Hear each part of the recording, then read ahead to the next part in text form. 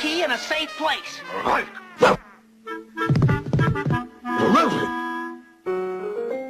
Oh no, another door! Old frightening face won't be able to open the door now. Doing a jelly challenge! The other way. Quick, Scoob, give me the key.